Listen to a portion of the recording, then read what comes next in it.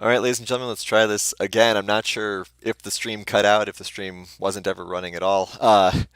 Ken was here with the analyst desk. Short version of it was that hoping everything goes better than it did last time. Hand over to the analyst desk for the champ select, which just started. Major abridged version. Just don't screw up. Alright. I guess the bigger TLDR is it's really hard to even analyze anything when both teams are playing that poorly. You know, if anyone plays better, maybe you can make a thing like this champion needs to be banned, but when both teams are running it down, it's hard. Just twist the nice foot a little bit more, probably.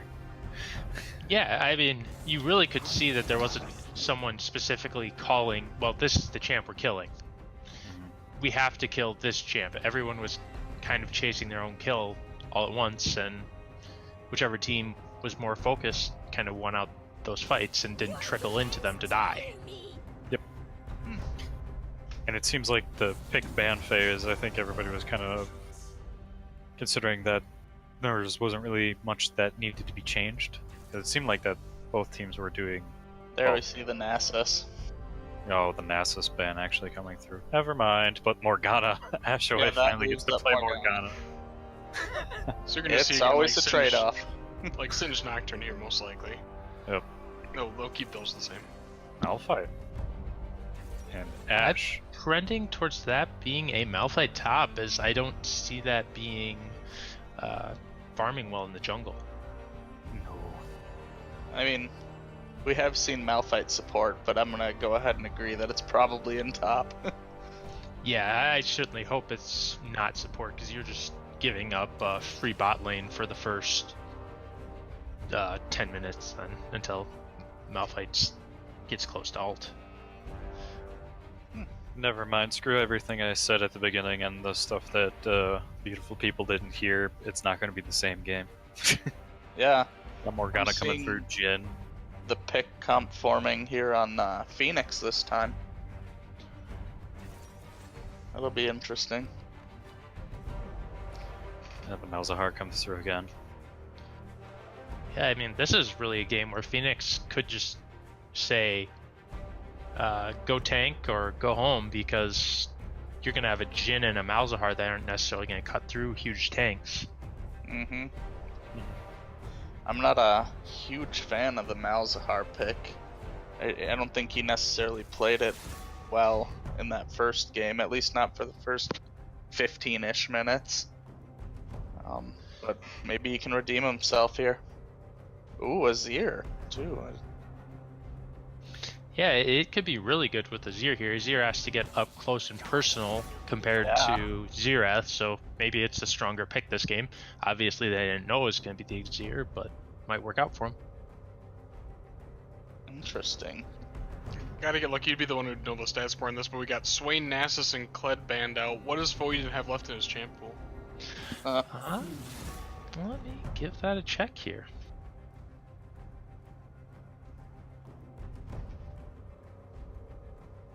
That's as far down the Foyden champ pool as my little mind goes. Well, you got those 3 banned, plus you have the Malphite picked, so that's 4 of them out of there. Has he played? We got Asian Darius? Token Master, yeah, chiming in with Darius and Cyan. Oh, and Urgot he said too, yeah. Yeah, Urgot's gotten some nice buffs back recently, so that could definitely be a plus. Yeah, this split we've seen Foyden on Urgot, Trundle, Darius, Ornn, Kled, Nasus, Malphite, and Swain. Oh, and there's the Zac taken out too. Zac and Sejuani, like we said. There's and the Mumu. Those 3 are the 3 we said we'd see every game, and there they are. I'm predicting a J4 from White Wolf now. I'm gonna go the other way. I'm gonna predict a Nocturne for Arcane Soda. I'll let that bet ride. Or I wouldn't mind seeing the Nocturne there. Yeah. Speaking of bets, Alonze Tardis, when you're watching this post, you owe me a beer. From Do tell us why. What was the bet? from split 3? Or was it 4? It It was something back in the day. I can't remember what the bet was for, but he still owes me a beer. So we do have the J4 coming through, and Foeden bringing out a new pick with the Gnar. The Gnar fits what they want to do, though. I like that. Did Nar got buffs on his boomerang or something too recently? It's small, but I don't know, maybe enough to have him be a little more relevant. Yeah, I don't follow Gnar enough. Interesting, giving a free bot lane early. Ah, it is the Malphite bot lane. Huh. I had the opportunity to play Nostradamus, and I didn't get it right. Take off the prophet hat. I'll Yep. put it back. It's in its corner. We could definitely see a lot of early kills in this bot lane if White Wolf decides to play it aggressive, especially with a J4 in the jungle. If they can get that Morgana binding on Ashe, it's going to be hard. Malphite can't defend her very well. Yeah, Malphite literally just offers health until he hits 6. Just walk around him. Though the Ashe Malphite at 6 is going to be pretty scary if they can hit it first.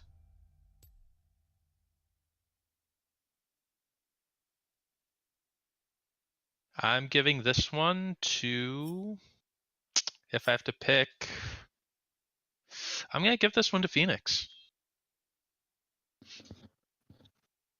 Just Yeah, because we're of the kind of team getting on comp, Phoenix or with a lack of CC in game 1. They switched, or I'm sorry, they swapped that around in game 2 here. Yeah. The Gnar's CC is going to be very dependent upon actually grouping when that Gnar bar is filled up. You've got the J4, but there's enough tools to kite backwards here from the from the Phoenix side, and so much CC on the Phoenix side. So you can only black shield one person on your team. very true. I guess I can see that. So you're playing more into the CC of Phoenix to take the win today. We also see the double teleport on Phoenix as well. So they're going to have a lot of mobility. So, we talked about the Ashe Malphite being scary, having the Morgana, Jhin, J4 coming at you.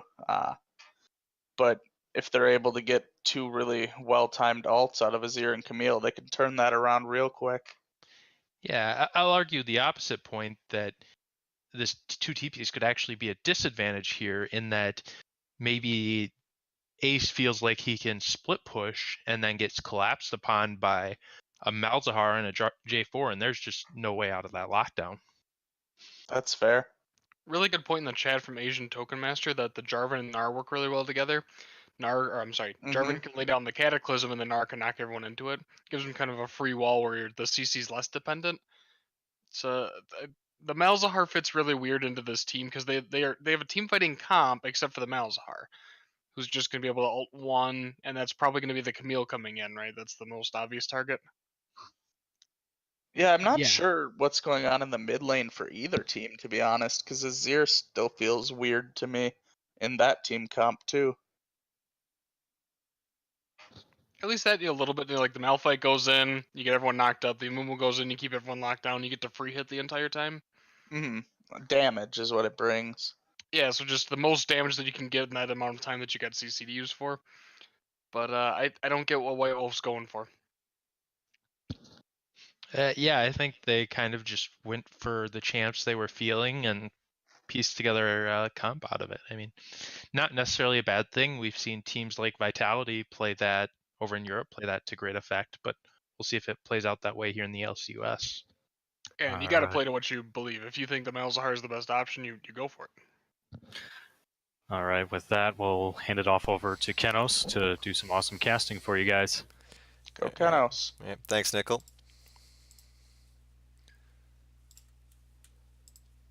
And we are here for game 2. I've dragged my co-casters with me. We got Jeff and Gotta Get Lucky here for some stat call-outs. But first we got to check out the skins. And I mean, I guess Phoenix wins again just because they have 5 skins. Yeah, they're not necessarily 5 impressive skins, but they're 5 skins. I don't know. I mean, I suppose the Jin, Malzahar, and Jarvan have kind of got a thing going on. Shoulder pads. So much shoulder pads. Shoulder pads is a thing. I guess we're playing football now. Well, hopefully that means we'll get a lot of fighting here in game 2. Game 1's fighting wasn't enough for you? Game 1's fighting was interesting. It was back and forth, and then all of a sudden it was just fourth on the side of White Wolf. Well, I guess we'll see what happens. I was complaining in the chat about the lack of tanks, Jeff. What do you think about these teams? Like a tanks on White Wolf specifically. Yeah, I was gonna say on the side of White Wolf, I think you have a decent beef. It's interesting the reciprocation that we see from these teams, whereas in game 1 we were talking about White Wolf wanting to scale and Phoenix being the ones who wanted to accelerate tempo, accelerate the game. It's the exact opposite here. If this game goes late, Phoenix just dominates them. I mean, Azir is one of the scariest late game hyper carries in all of League of Legends. And with the CC and the AoE ultimates that this team brings, I think that Phoenix will be happy to see this game go for a while this time around. I think It'd be interesting to actually look at the numbers on who will be tankier, because Malphite in this one's really going to be more of a glass cannon based on how he's able to build, though he is a tank. yeah, it'll be interesting to see how that plays out. But I mean, I'll take one real tank and one, support tank versus two off tanks any day.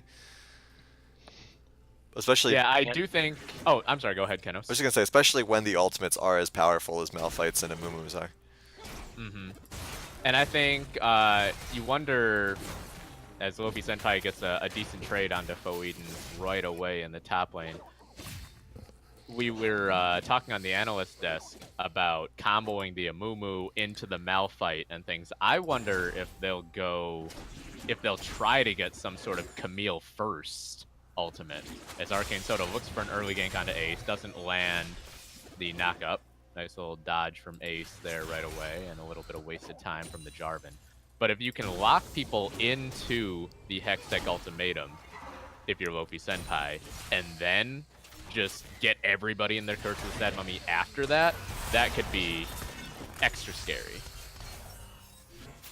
You already see Ashway landing those sniper roots. Talking about the game going long, I think Ashway wants the game to go long just so she can play Morgana for as long as possible. For longer. At Arcane Soda, he went straight to mid lane for a level 2 gank, and then marched straight up to top lane to get a level 2 gank. Didn't succeed in either one, didn't get a flash in either one. Very so if impressed. You're hardest, you're probably feeling pretty good. Yep, very impressed that he didn't get a flash for either one there. Lofi and Ace both kept their cool, knew how to get out of that situation. Other people might have panicked. Absolutely, especially being down 1-0 already. With the way you lost that first game, it's easy to sort of get antsy. Overcorrect. With your flash. Exactly. I did like one thing that you said, I believe it was you, gotta get lucky, at the analyst desk with these bot lane matchups, which is that Gregosaurus and NB have to be really careful early on, because if Arcane Soda comes down there, if you get hit by a Dark Binding, you're dead. You get the Deadly Flourish afterward, the knock-up afterward, there's no escaping from that. Oh, absolutely. And it's interesting that on the other side of that, we're seeing the Ashe Malphite bot lane remaining the healthiest. Yeah, well, we've seen Arcane Soda visit 2 out of the 3 lanes. The one that he hasn't has been the one that we talked about. Luffy Senpai, ooh, a little bit of a weird slingshot there. Sort of just takes a lot of damage on himself for it. Arcane Soda back to the mid lane, paying Ace another visit, but Ace fine for now. Yeah, I mean, especially now that he's past level 2, Azir has the ability to pull himself away from danger, so I'm not sure how effective those Jarvan ganks are going to be. Foeden jumps in on Luffy Senpai, does land the boulder and might force an early recall from the Camille. Yeah, Lofi seems uncomfortable, I would say. Most of what we've seen him doing as Camille has been missed opportunities, strange wall bounces. Yeah, it's not a champion that I personally have seen him play. I wouldn't be sure that I haven't seen him play that at all in the LCUS, as they get the root down on Envy the Serpent in the bottom lane, but Ashaway and Pointy were not close enough to capitalize. But yeah, I have not personally seen Lofi Senpai play Camille before, so I'm not sure how it'll go for him. Man, It also just doesn't really seem like the style of champion that he has been playing this split in general. man, can a Jarvan get a flash? He's been in every lane at least 1.5 times and no flashes anywhere. Yeah, you almost feel like he deserved one there onto Envy the Serpent, but you got to give credit to Envy for keeping his cool there, as you said about the other lanes in the past, because he got rooted up by the deadly flourish of Pointy Ball.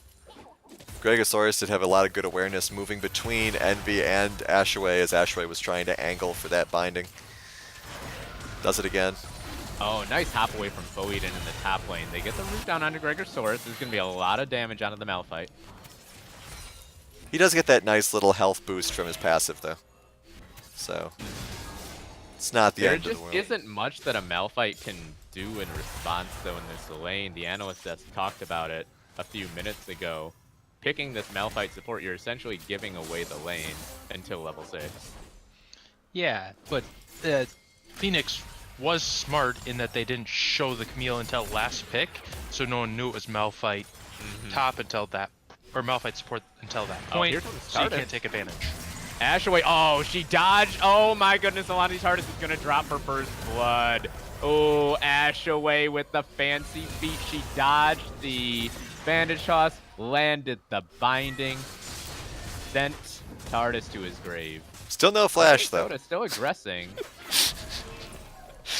It's just gonna be my running joke for this game is that no matter Still what, no flash. no matter what Arcade Soda does, no one's blowing flash when he shows up.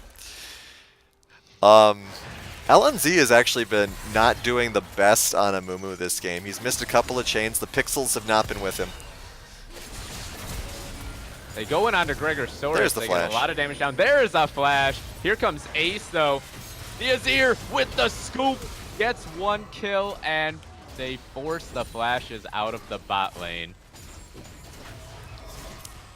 Once again, seeing some heads-up roaming plays there by Ace. Very well done. Gregosaurus managing to not die there by some miracle or another. Maybe this is why they're called Phoenix, because they just never seem to die, at least in the early game. Once again, getting a lot of that tower gold. Yeah, we've seen Phoenix do this throughout the split. They're really great at getting the plates, just chipping away, getting little gold leads wherever they can find them. You'll find them not have the kill advantage, but have a very large gold lead. And you'll say, where does that come from? It comes from those types of plays. Have Prowler pointing out that Malphite was probably picked as a flex option, and I think it really does feel like that, with Camille just being a very interesting pick. Maybe they just did not like seeing that Gnar at all. Oh, Ace in a little bit of trouble here. Gets rooted, manages to not get bound though. Yeah, good job. Just sort of sliding away from that dark binding. We have seen Ashaway land one critical binding so far. Zoning Her focus on Gregosaurus this as champion well. is no burst. Yeah, no flash again, as Prowler points out. Ace, because I mean that's the really fun thing about Azir is just his ability to get out of so many situations with his ultimate and his critters. It's actually a weird ability in my opinion to give a mid laner that much free mobility. I mean, it's 17 seconds, right?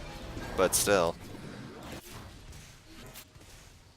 Yeah, I think it's I wonder if Riot didn't really realize how well it would be utilized by players when they first put it in the game. because he dashes to a soldier, right? And I think that they maybe didn't realize. Oh, there's an arrow onto Pointy Ball. Look at Phoenix coming right back at him. They break the black shield. Great Malphite play from Gregosaurus. He landed all the abilities to break the shield first, but now Tardis is trapped under the turret. Arcane Soda comes in, still hasn't gotten a flash, but he does get a kill. Well, he probably would have gotten that flash if LNZ hadn't used it in the opening of that fight. Fair point, absolutely. Great Beard of Odin says most mid laners have that amount of mobility. Do they? I mean, like, I'm thinking mostly of aces right now. We got Vigar, Xerath, Anivia, Lux. You keep going. Brand. Rise. Feel free to say some mid laners that don't have mobility. I mean, Yasuo technically doesn't have that much flexibility in his mobility. He's got to jump to an enemy. Well, it's just tricky when you just when you just say mid laner, because mid laner is such a, I mean, there are so many different types of mid laners. When you're talking about control mages, yes, Azir has an interesting amount of mobility relative to, say, someone like a Victor or a Malzahar. But, I mean, there are so many different champions that can play mid lane now that there are plenty. Getting a lot of damage here. Foeden thinking about diving there. Does pull off, but yeah, Lofi Senpai is going to have to be very careful about how he approaches the turret now. I think he's going to get some help here. Oh, they do land the Gnar onto him, but it's just too much aggression from Foeden. Down he goes under the turret. Great presence by Alonzi Tardis. Well, and if we look at this, we see that there was no wards for Foeden up there when he decided to go in. Yeah. Most of the wards on the map right now are from Phoenix. We got a couple down here in the bot lane, but top lane is all Phoenix. It's actually split 50-50. That's kind of funny. Got blue wards down here and red wards up here. Ace getting poked pretty hard. It's a nice change from the Phoenix habit, being that they had one of the lesser ward scores.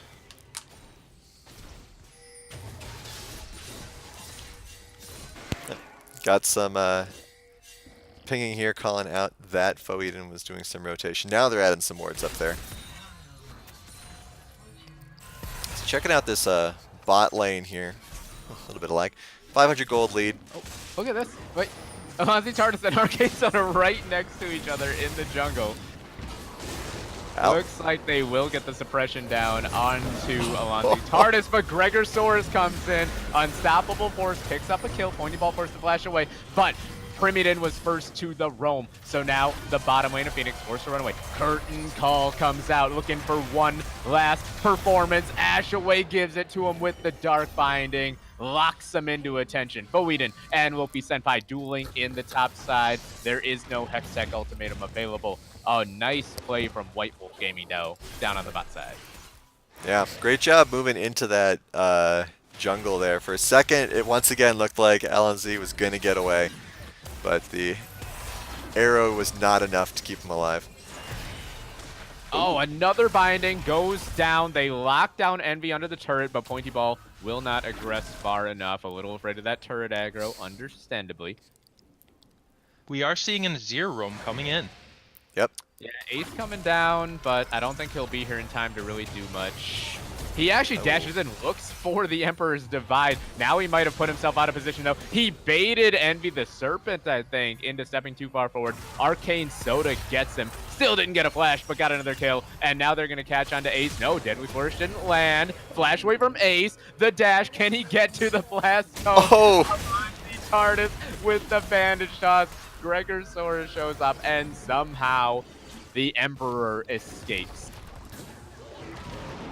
36 hit points got away with. But this is going to be a second Drake going over to White Wolf. And it's another Cloud Drake. It was 2 Cloud Drakes to start game 1. It's 2 Cloud Drakes to start game 2.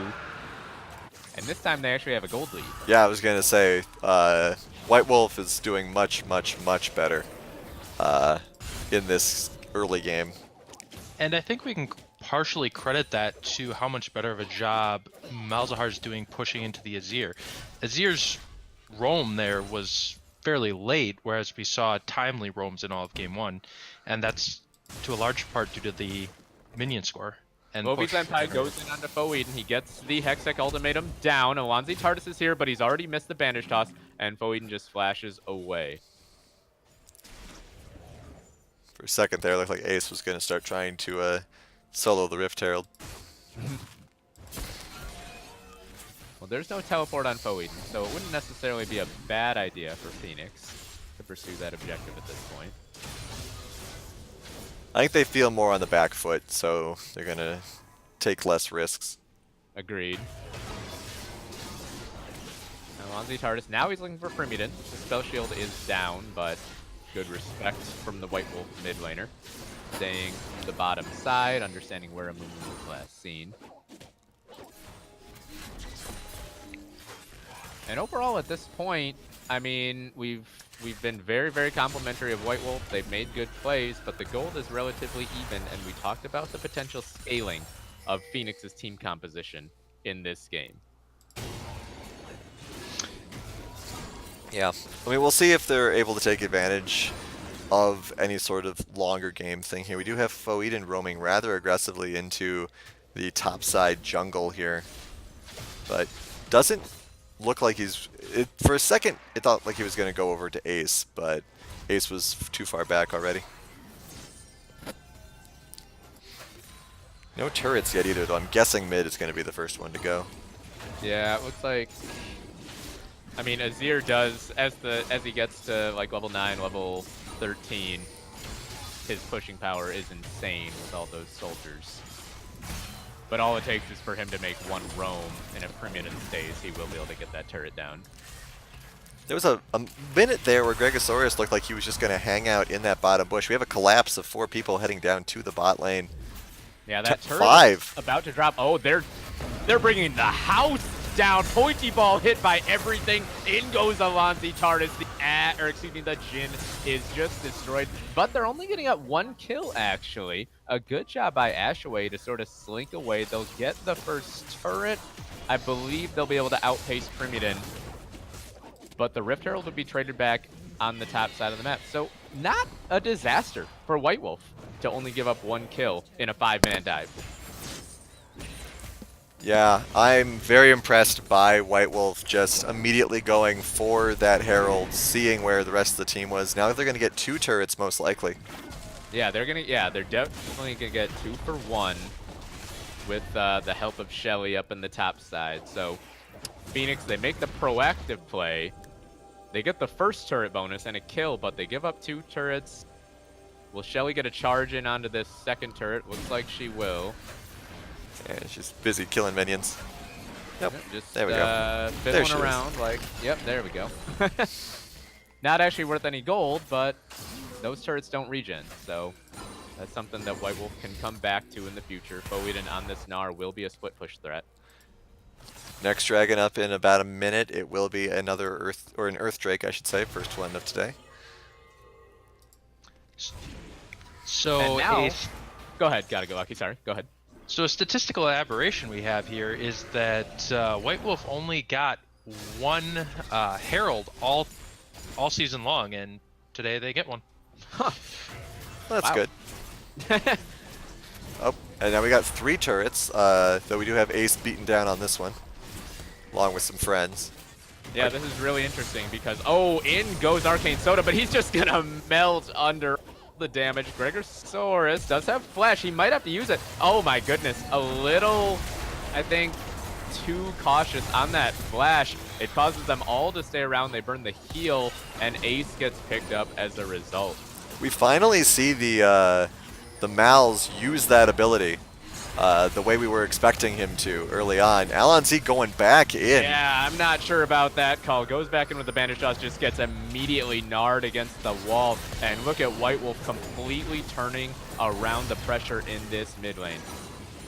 I think that was a classic mistake of, oh, the guy's coming in, I'll bandage toss him. Oh wait, my bandage toss went farther than I intended.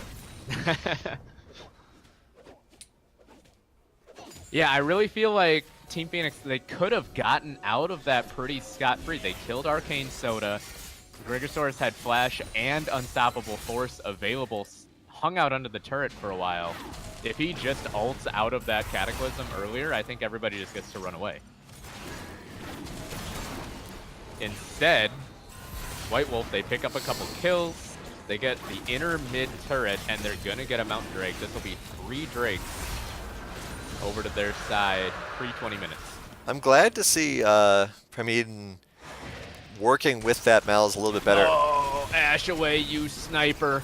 In comes the Deadly Flourish. Ace went down, came back up, goes down again.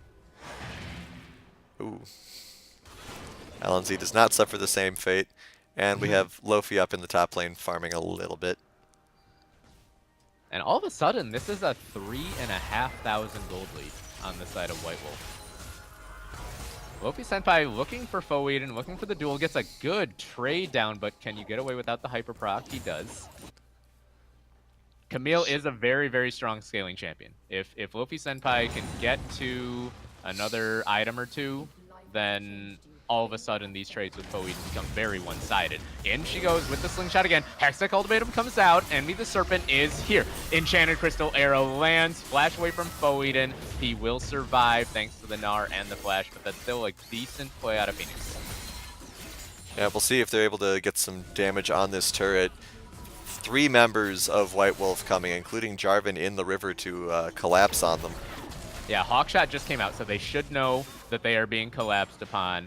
Can Envy the Serpent get away? In goes Arcane Soda. Great flash from Envy the Serpent right out from under the Cataclysm. Red buff was applied, though. Oh, the Deadly Flourish lands. Brilliant shot. Comes out from Pointy Ball. They do take down Envy, but now comes in Alonzi TARDIS. Stopwatch pop from Ashaway. In the mid lane, we've got a duel going on. Premeden against Ace. It's gonna be a solo kill with the Ignite. Meanwhile, about to come in the top side. Action everywhere. Pointy Ball is going to drop. Can Gregosaurus survive? No, and Pointy Ball might actually live through all of this. He is going to, I think. Alonzi TARDIS has no mana. Back comes Foeden. What a play from White Wolf across the map.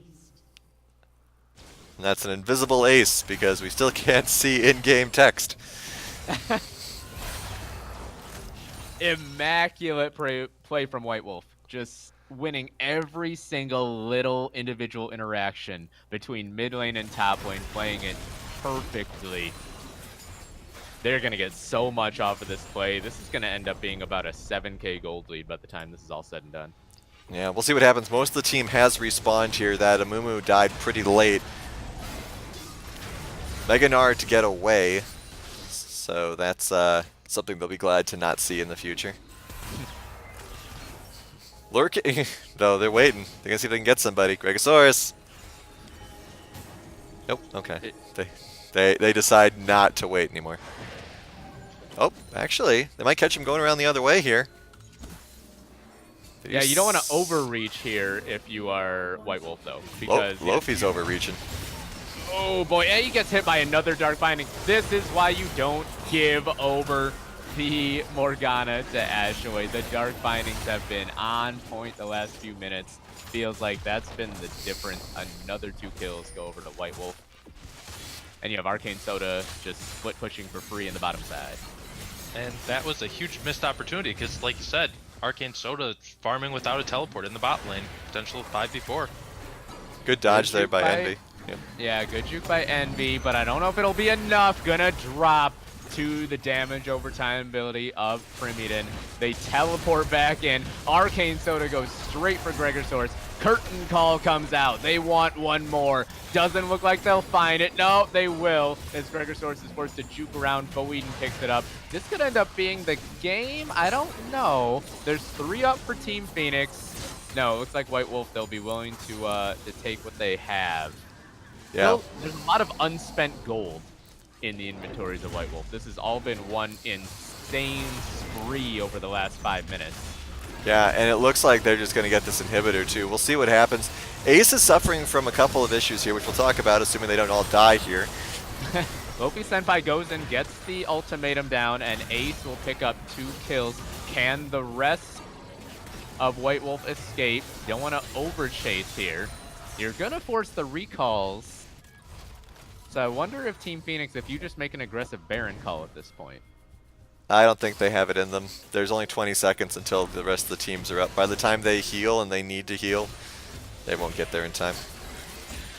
But, I mean, Ace is suffering from an issue where he's been grabbed by this Malzahar several times, and the range on his Emperor's Divide is not far enough to interrupt it. He keeps trying. Mhm.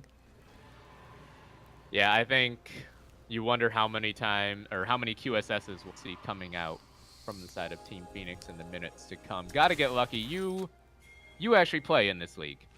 We do not. As a player, I'm asking you, it seems like Phoenix is tilting. What do you do in this situation when everything seems to be going wrong? Most of the time you lose. Let's just be straight up honest here. But I mean, you really have to stabilize and get everyone on the same page if you want to win. That's what you have to do. You have to take advantage of opportunities like the J4 off farming without teleport. I personally remember a 10k gold comeback a couple years ago because a Cho'Gath jungle was off farming a side lane without teleport. So being on the same page and taking advantage of opportunities.